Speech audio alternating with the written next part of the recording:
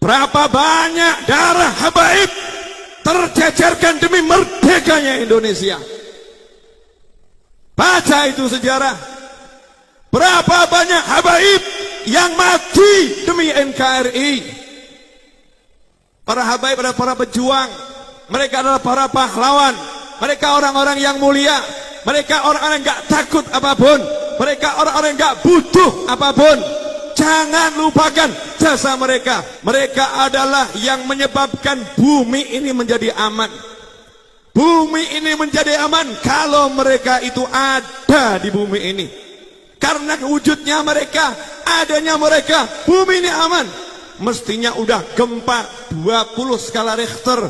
Di kampung itu kok ada Habib, gak jadi itu. Betul tak betul? Betul tak betul? Mestinya udah porak-poranda. Di kampung itu kok ada Habib, gak jadi itu. Ada bempernya. Dikurangin sama Allah tekanannya. Suhunya dikurangin. Makanya kalau bangsa ini mau aman, kampung kita mau aman, kota kita mau aman, jangan jauhi habaib. Jangan musuhin anak cucu Nabi. Jangan jauh-jauh dari keluarga Rasulullah SAW. Begitu keluarga Rasulullah dijauhkan, disingkirkan, dimusuhin, tunggu saja. Tunggu saja, saatnya akan tiba. Bukan manusia yang bekerja, tapi langit yang bekerja. Bisa nolong. Jadi kalau udah Habibnya nggak dihargain, nanti jenengan punya kiai-kiainya nggak dihargain, tunggu saja bangsa ini akan gonjang-ganjing. Bangsa ini akan buruk. Bangsa ini akan rusak. Kenapa? Masyarakatnya nggak hormat kepada orang-orang yang dicintai Allah Subhanahu wa ta'ala. Alhamdulillah itu belum terjadi dan semoga tidak pernah terjadi. Coba kita lihat nih. Dari dulu orang diajarin cinta sama habaib. Itu pelajaran wajib. Jadi kalau sekarang ada ustadz, ada ulama ngajarin Anda nggak cinta sama Habib, udah tinggalkan, ganti ustadz yang lain. Banyak ustadz. Agak bodoh nggak apa-apa. Bodoh tapi cinta Habib tuh pinter. Pinter nggak cinta Habib berarti bodoh. Gampang loh.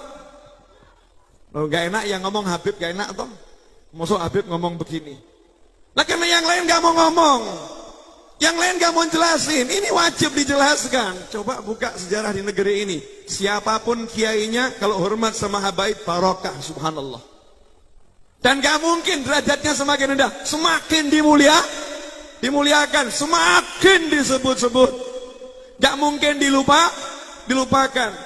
Kenapa? Karena sifatnya anak cucu Rasulullah SAW tidak pernah pengen menonjolkan diri. Dan tidak pernah pengen melupakan jasa orang lain, dan tidak pernah pengen muliakan, tidak pernah pengen dihormati. Makan yo bareng, tidur yo seadanya. Tuh contoh tuh Habib tuh di pojok tuh. Ini sederhana, nyantai, nggak ada Habib minta dipuji dimuliakan, nggak ada. Itu fitnah. Orang-orang yang gak suka ngomong Habib tuh minta dimuliakan, Habib minta disanjung, Habib minta dipuji. Kamu salah milih Habib, atau kamu salah lihat Habib. Belum tentu orang itu Habib, belum tentu. Tanya dulu nasabnya bener atau enggak. Oh sekarang kan banyak ngaku. Kadang yang di tengah jalan itu operasi nyegat-nyegat, ternyata terbukti 2 tahun nyamar jadi polisi, ya kan ya? Ternyata bukan polisi, kan masuk berita nih, 2 tahun ya nyamar jadi polisi, pakai seragam polisi, ternyata bukan polisi gadungan.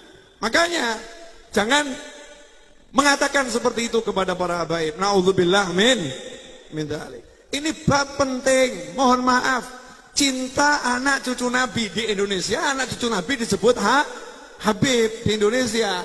Lah kalau di Mesir lain Sayyid. Ya di Mekah, di Madinah disebut Syarif. Beda lagi sebutannya Syarif. Makanya nanti kalau kita baca kitab-kitab kuno, itu cari sebutan Habib nggak ketemu. Syarifan min auladin Nabi SAW. seorang syarif, anak cucu Nabi Muhammad sallallahu alaihi wasallam. Nah ini anak cucu Rasulullah ini memang apa bedanya atau dengan yang lain? Beda. Memang nggak sama. Mohon maaf, memang beda nggak sama. Orang harus ngerti bedanya di mana. Zatnya berbeda. Maksudnya zat itu bagaimana? Cetakan aslinya, bahan dasarnya beda.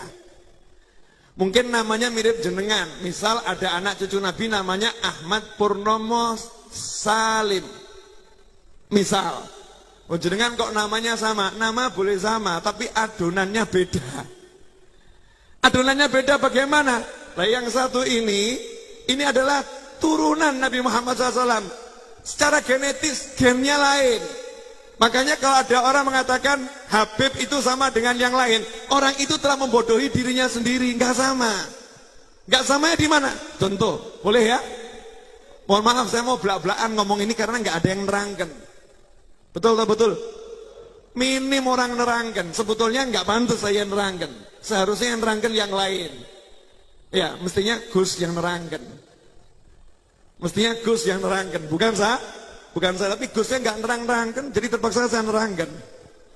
Saya wakili ya Gus ya. Sekarang saya mau nanya, jenengan manusia atau bukan manusia? Halo.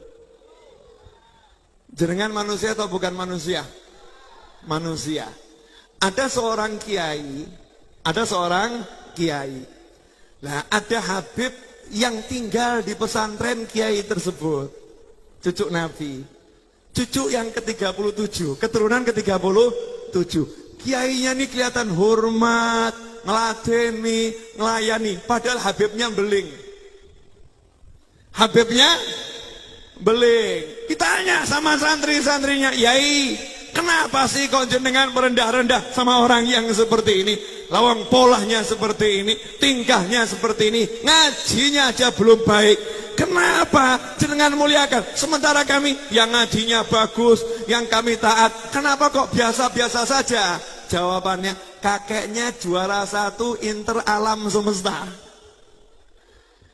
Kakeknya ini juara 1 Inter Alam Semesta.